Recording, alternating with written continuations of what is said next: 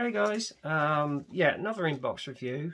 This is an unscheduled one, but I actually got this kit in yesterday. It's one I've had in my stash before, but unfortunately I had to dispense with it because it was part of these funds for me move from my old man cave, as it were, about a couple of years ago.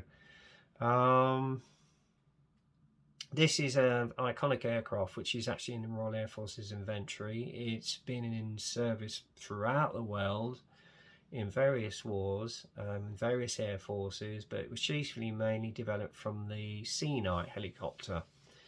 And the army needed a heavier, more bulkier, more powerful aircraft as a troop transport for their replacement of their Choctaw and Choctaw helicopters, as it were.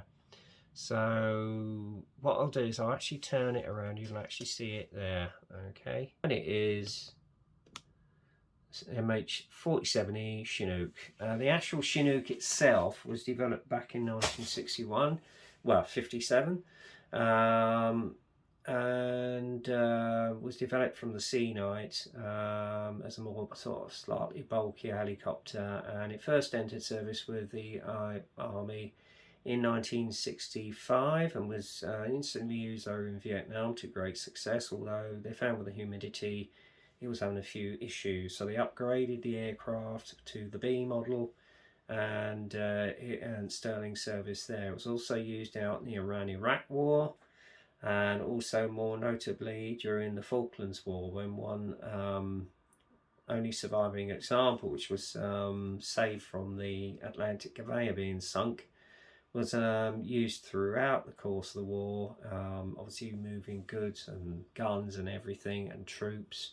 It was a real workhorse, and to this day apparently it's still flying, so it gives you testament to the actual aircraft itself. Also it's been used in the Gulf War and is used for special operations both with the US Army and obviously during the SAS during the Gulf War, both Gulf Wars. So there you go, and it's still in its inventory to this day. In fact, we get a few of them flying over from RAF Odium now and again, and they were used quite a lot during the pandemic to move NHS staff around the country. There you go. Anyway, without further ado, we'll get on with the inbox review itself. As I say, this kit I did previously buy a couple of years ago, and unfortunately due to the pandemic I had to move and dispense with it, but thankfully I saw it on a good deal. I managed to get one in last week, and it basically turned up yesterday, so I thought I'd put it into the reviews that I've done so far. So without further ado, the kit itself comes in quite a bulky box. The kit number, if you want to get hold of one of these, is 03876. That's 03876. You've got the box art illustration on one side, and at the end it's box opening box. And obviously at the back there you've got illustrations of the actual assembled kit, and it does look quite impressive when it's built up. Obviously you've got the sprues in the photo beside it, and then all the colour call-outs at the bottom. Okay, now I've already emptied this box, so we haven't got to go through the rattle of all the bags and everything. But first off, we go with the instruction sheet, which is right here, and again you've got the assembled kit on this lovely laminated pamphlet, looking quite impressive. So there we go. Anyway, first off, got normal sort of guide there, as it were, with all the icons used throughout the build of this kit. Then obviously you call outs and how you mix some of the paints, but obviously I use the Hobby Colour app. There's your sprue tree, so always check your kit parts when you buy it to make sure that everything's in there, or if anything's broken or missing, just email Revell Germany and they'll send out the part ASAP, and they're pretty good at that, I have to say. Right. Right, first up, you've got the assembly of the actual cockpit area itself with the two bulkheads onto the lower part of the actual interior of the fuselage. Rudder pedals go on, pilot and co-pilot seat go in. You've got the main central column there, and obviously a little colour call out on the bulkheads. Okay. Then next up, you put in all the other added control columns, as well as the main control panel. And obviously with this, if you're doing the US Army version, you need to cut the lower part of the pods off on the fuselage. Okay, again with the US Army version, it's showing you where to put the light, the actual windows, etc. And obviously the fitment of whatever goes on the replacement pods, because there is a slight difference between our aircraft and theirs. And again, then you would add them to the fuselage, as it were. Okay, and on the RAF version, you put a rear couple of windows in. And again, with the US Army version, it's telling you where to put the window on that. Add the frame for the machine gun. It goes on both parts, British and RAF. And again, obviously, the same with the RAF version as well as the USF version for the window. And again, the same the other side on that one. Then you've got the fitment of the main rotor shafts, as you can see there, which then go into the left-hand side of the fuselage. And then you button up the fuselage halves along with the interior, and then it's the fitment of the Lycoming engines, as you can see there. And then obviously you got the rear part of the tail with an air filter going on for the RAF version. And then obviously you got the front and then back parts of the main engine, rotor assembly, which go on, and then obviously you got the front glazing which goes on, and then the fitment of it looks like a rear engine attachment, and then obviously add your engines onto the back along with the air filter which goes on there. And then you've got the assembly of the rear ramp. If you want it open, you can have the two rear parts of the ramp down there as well, or alternately have it closed up and buttoned up. And then obviously you've got side parts which go on the bottom of the ramp itself, and then the lower part the fuselage fits on. Obviously you've got either fairings which go onto the RAF and US Army version. This is the placement of all the fairings which go onto the US Army version. And the same on the rear, as you can see there, all the lumps and bumps. And obviously you've got side fairings which go on there. I don't know what they're actually for, so if anybody knows, just let me know. And then obviously you've got the assembly of the undercarriage wheels. You've got the bottom winch setting, or I think, or vision, or whatever it is, I don't know, quite sure which goes on. Then obviously you've got the front undercarriage which goes on, and the rear. And then obviously more lumps and bumps go on to the US Army version, and also on the side of the fuselage there, and at the rear, and more at the rear as well. And then the RAF version, you put the various winches, etc., hooks, etc., and fairings on the front of the fuselage as well. Okay.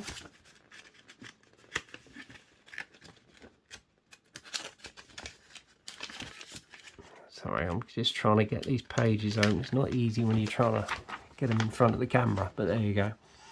All air filters go on for the RAF version. That's the side, whatever it is, goes onto the fuselage, as you can see there. Well, I don't know if it's a radio aerial or what. And then obviously you've got the side part of something which goes near the machine gun. So yeah, and then obviously your wheels go on at the front. More lumps and bumps, and more sort of air filters, etc., go on the rear of the fuselage.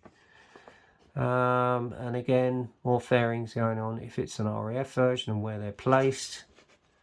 And with the US Army, you've got the front fairings which go on, including the pitot tubes. And again, more bits and bumps go on. That's the assembly of the Gatling gun. And there again, and the placement of the refueling pod, probe, and the Gatling gun, and more lumps and bumps. what they are, because I'm not fully versed on the Chinook, so bear with me on that, guys. And then you've got the assembly of the winch and winch mechanism, which go onto the right side of the fuselage. Air filters go onto the spine of the fuselage. More fairings for the US Army version, and I'm not quite sure what that is. I think that's the mechanism for the Gatling gun, which goes on the left side of the fuselage along with that Gatling gun. And then you've got a tow hook which goes on the front version of the RAF version, and more pitot tubes. Same scenario with the RAF version again, as you can see here, and various fairings which go on the back of the spine of the fuselage. And I think that is pretty much your aircraft. Oh no, hang on. Again, it's showing you the placement of the Gatling gun for the RAF version. The assembly of the rotor heads, and obviously the actual rotors themselves, which go on, as you can see, for the front and rear shaft. And that is basically your kit built. And then obviously you've got your colour callouts, one of two. This one is an example of a Chinook at the 160th Special Operations Aviation Regiment, called Night Stalkers, at Fort Campbell, Kentucky, USA, circa 1998, in overall olive drab. Okay. Then you've got the overhead view there, and again with the RAF version, this is one I assume that's based at Odium in 2004. And this is overall European green, and again same scenario, we've got the overhead view for the decal placement as well. So there you go, that is basically your kit in a nutshell, and the assembly of it in a nutshell. So there you are. I'm just going to pop that back in the box so we don't lose it.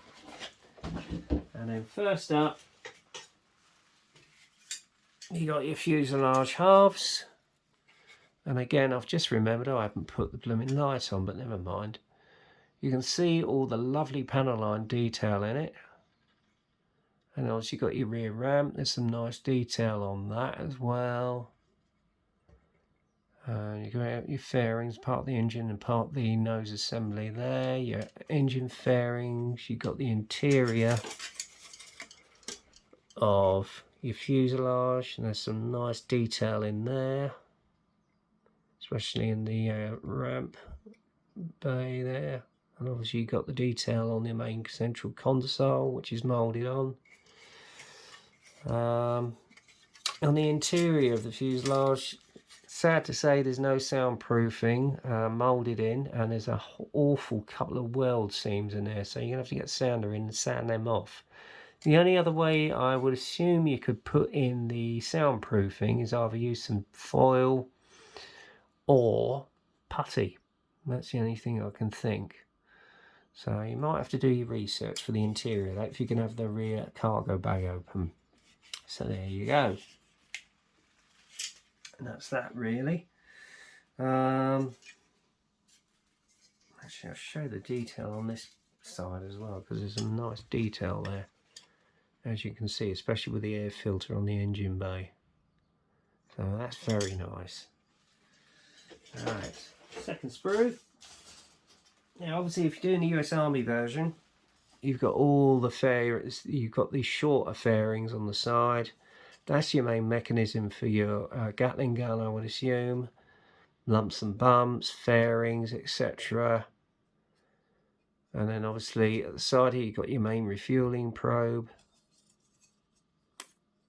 And I don't know what that is. If anybody can let me know what that's for, tell me. And obviously you've got your winch motors there, part of the frame for the winch, etc.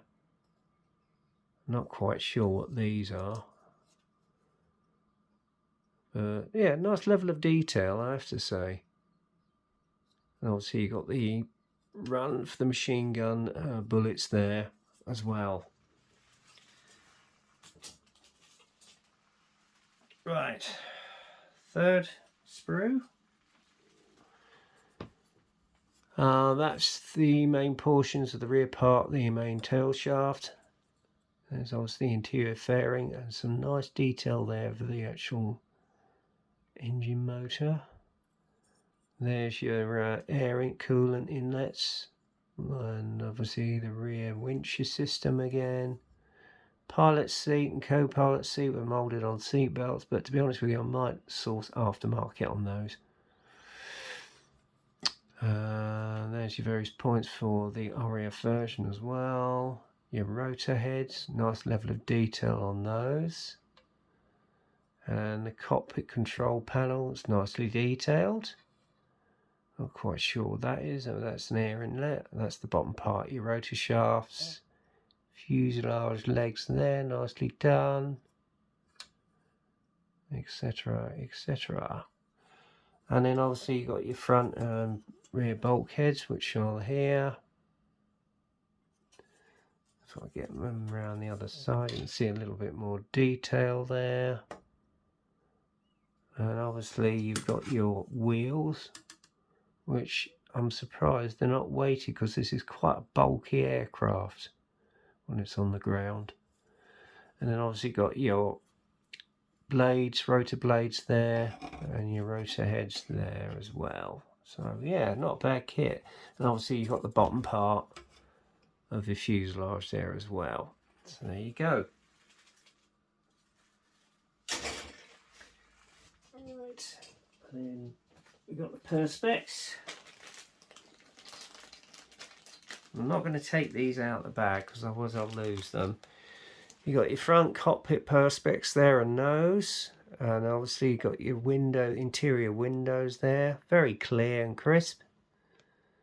So that's not going to be a problem, although there is a little bit of distortion on some of these. So that's quite nice. And then finally, we have our decals. And they're not bad actually. You got a decal there, but to be honest, trying to put it on that control panel, I can imagine is going to be a nightmare. So I would think the only other thing I would suggest you do is look up and see if they've got any pre-painted Edouard etch brass sets, and sand off and put them on instead, which actually will make the cockpit pop more. There's obviously all your stencils. Those are for both versions, and obviously got your markings for your US Army unit, the Night Stalkers, and obviously one of an RAF example. So yeah, that's basically it, guys, in a nutshell. It's not a bad looking kit. I think it's probably going to need a little bit more added detail as regards to soundproofing on the interior of the fuselage. If you're going to have the rear bulkhead, if you can have the rear ramp open, which I more than likely will when I get around to building this. But other than that, although it does look quite a comprehensive build, not badly detailed, no flash whatsoever, which is nice. Yeah, certainly going to look good when it's built, I should imagine. So there you go. I mean, obviously it's up to you whether you want to add more detail to it. Might be worth sourcing aftermarket, as it did with its big brother of the Italeri kit. But yeah, if you like the old Chinook, then I would certainly suggest to go out and get this one. I'm trying to get everything back in the box there. The clear parts, there we go. So definitely go out and get one, guys. So that's the end of this review. Sorry I couldn't be a bit more knowledgeable about some of the kit parts, because obviously I'm not really clued up on the actual Chinook. But as I say, I just wanted to give an overall sort of look at the kit. If we were sort of thinking of not getting the big 1/48 version, this is a slightly viable alternative. Although there's many other companies that brought out various versions of the Chinook. In fact, one of them is in 1/35 by Trumpeter, and that is a monster. So yeah, but it's an impressive looking aircraft, and I think give it a little bit more aftermarket thrown at it, it can make a really nice subject. So there you go. Anyway, that's the end of this inbox review. Might be a little bit of a while before I do another one, because obviously as from tomorrow I'm going back to work, so I ain't going to get so much more spare time on my hands. So until I do, keep happy, keep safe, enjoy your modelling, get kit crazy, and I'll speak to you again soon. Cheers.